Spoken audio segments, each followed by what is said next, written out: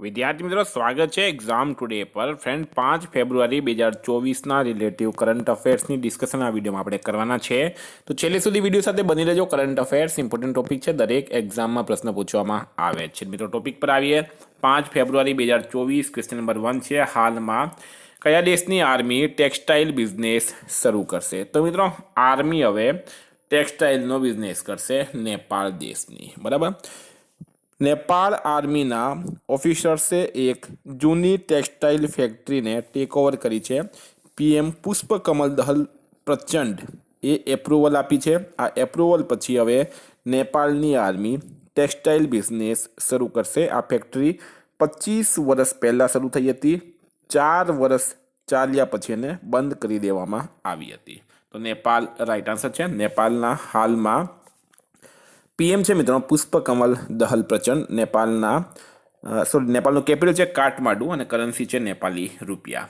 નેપાળમાં Uttarakhand uniform civil code કમિટીના અધ્યક્ષ કોણ બન્યા? તો ફ્રેન્ડ તમને બધાને ખ્યાલ હશે, યુનિફોર્મ સિવિલ કોડ લાગુ કરવાવાળો પહેલો રાજ્ય ઉત્તરાખંડ બન્યો હતો અને ઉત્તરાખંડ યુનિફોર્મ સિવિલ કોડ કમિટીના અધ્યક્ષ બન્યા છે હાલમાં રંજના પ્રકાશ દેસાઈ.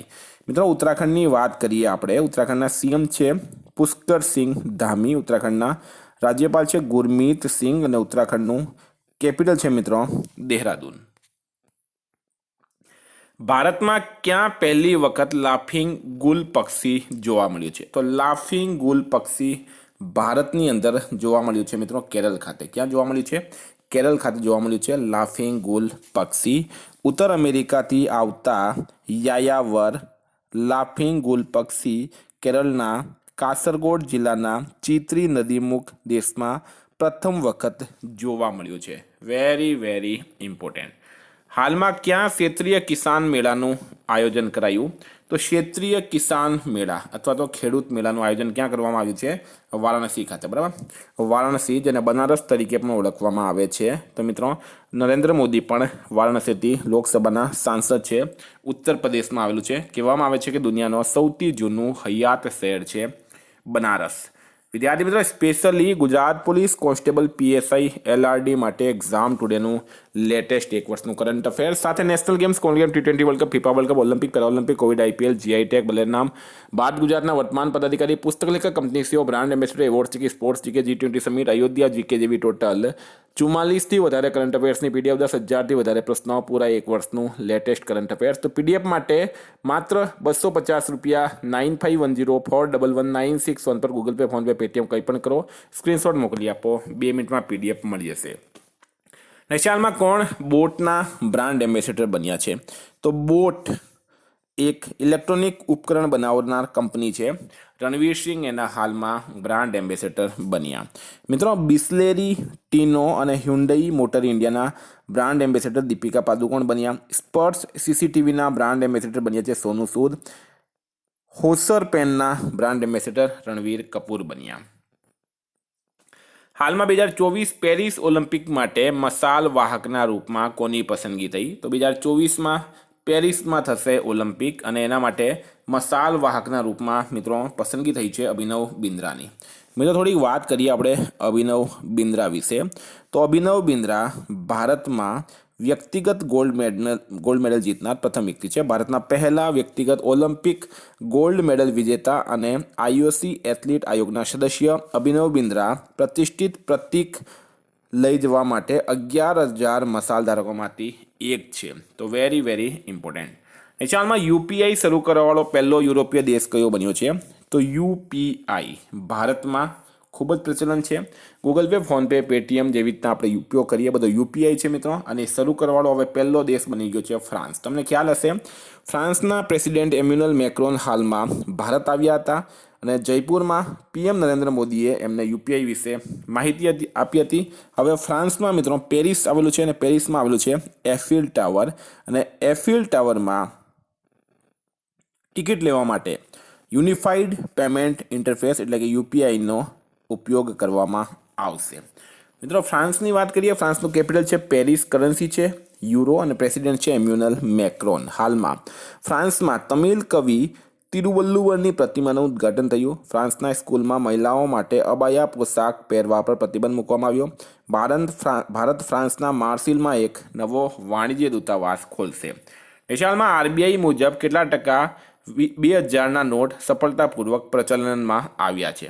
તો રિઝર્વ બેંક ઓફ ઇન્ડિયાની એક રિપોર્ટ મુજબ 2000ના નોટ જે છે મિત્રો એ 97.50% પ્રચલનમાં આવી ગયા છે. બરાબર, 97.50%. તમે બધા જોયું હશે. હવે 2000ના નોટ ઘણા ઓછા જોવા મળે છે. આરબીઆઈ એને પાછા ખેંચી લીધા છે. મિત્રો, આરબીઆઈની સ્થાપના 1 એપ્રિલના રોજ થઈ હતી, 1 એપ્રિલ 1935માં. બરાબર, એનું હેડક્વાર્ટર મિત્રો મુંબઈ ખાતે આવેલું છે. આરબીઆઈના ગવર્નર છે હાલમાં શક્તિકાંત દાસ. હાલમાં રામસર સંમેલન હેઠળ આંતરરાષ્ટ્રીય મહત્વની વેટલેન્ડ્સની વૈશ્વિક યાદીમાં કુલ કેટલી ભારતીય આર્દ્રભૂમિ છે? તો મિત્રો આ ઇમ્પોર્ટન્ટ પ્રશ્ન રહેશે. વેટલેન્ડ્સ એટલે કે આર્દ્રભૂમિ. તો મિત્રો વાત કરીએ આપણે તો રાઈટ આન્સર થશે આમાં 80. ડિટેલમાં વાત કરીએ તો કેન્દ્રીય પર્યાવરણ મંત્રી ભૂપેન્દ્ર યાદવે 31 જાન્યુઆરીએ જણાવ્યું કે રામસર સંમેલન હેઠળ આંતરરાષ્ટ્રીય મહત્વની વેટલેન્ડ્સની વૈશ્વિક યાદીમાં વધુ 5 ભારતીય વેટલેન્ડ્સ ઉમેરવામાં આવ્યા છે, જે દેશમાં આવા ઉચ્ચ માન્યતા પ્રાપ્ત જળ ભરાયેલા ઇકોસિસ્ટમની કુલ સંખ્યા હવે 80 થઈ ગઈ છે. બરાબર, 80. હાલમાં કોણ નાણાં મંત્રાલયમાં મુખ્ય સલાહકાર બન્યા? તો નાણાં મંત્રાલયની અંદર મુખ્ય સલાહકાર કોણ બન્યા? તો ફ્રેન્ડ રાઈટ આન્સર થશે આમાં પવનકુમાર. બરાબર, પવનકુમાર જે છે એ નાણાં મંત્રાલયમાં મુખ્ય સલાહકાર તરીકે હાલમાં એમની નિમણૂક કરવામાં આવી. મિત્રો વાત કરીએ હવે નિમણૂકની, તો એનએલસી ઇન્ડિયા લિમિટેડના નવા નાણાં નિર્દેશક બન્યા છે પ્રસન્ન કુમાર આચાર્ય. યુપીએસસીના સદસ્ય બન્યા છે શીલવર્ધન સિંઘ. બેંગલુરુ મેટ્રોના એમડી બન્યા છે મહેશ્વર રાવ. સમીર કુમાર સિન્હા રક્ષા મંત્રાલયમાં મહાનિદેશક બન્યા. નિશાનમાં કોણ સીમા પાર ન્યાય ચુનૌતીઓ માટે CLEA સંમેલનનું ઉદ્ઘાટન કર્યું? તો કોણે કર્યું છે મિત્રો? નરેન્દ્ર મોદીએ. CLEA એટલે કે કોમનવેલ્થ લીગલ એજ્યુકેશન એસોસિએશન. બરાબર, તો સીમા પાર ન્યાય ચુનૌતીઓ માટે CLEA એટલે કે કોમનવેલ્થ લીગલ એજ્યુકેશન એસોસિએશન સંમેલનનું ઉદ્ઘાટન કર્યું છે નરેન્દ્ર મોદીએ. નેચાલમાં સંપન્ન ખેલો ઇન્ડિયા યુથ ગેમ્સ 2023માં કોણ ટોપ પર રહ્યું છે?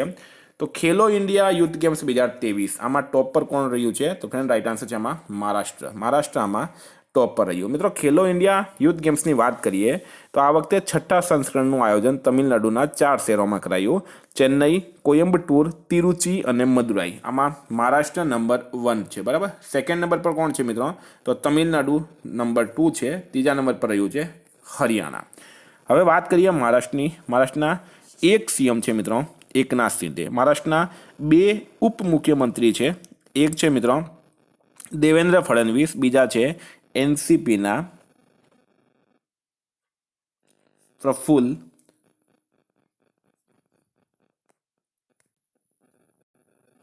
અજીત પવાર. બરાબર, અજીત પવાર.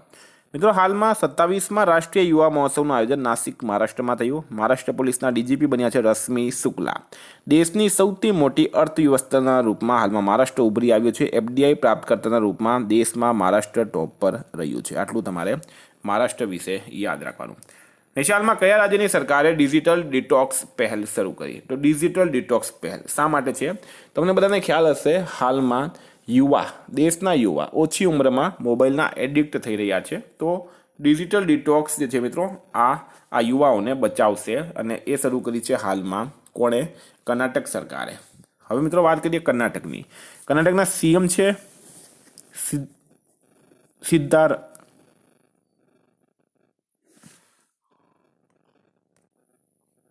સિદ્ધારમૈયા કર્ણાટકના મુખ્યમંત્રી છે. રાજ્યપાલ છે થાવરચંદ ગેહલોત અને કર્ણાટકનું કેપિટલ છે મિત્રો બેંગલુરુ. હાલમાં ભારતમાં સ્વદેશી હાઈ સ્પીડ ફ્લાઇંગ વિંગ UAVનું સફળ પરીક્ષણ કર્ણાટકમાં કરાયું. રક્ષારમૈયા કર્ણાટકની ટેબલ ટેનિસ એસોસિએશનના અધ્યક્ષ બન્યા.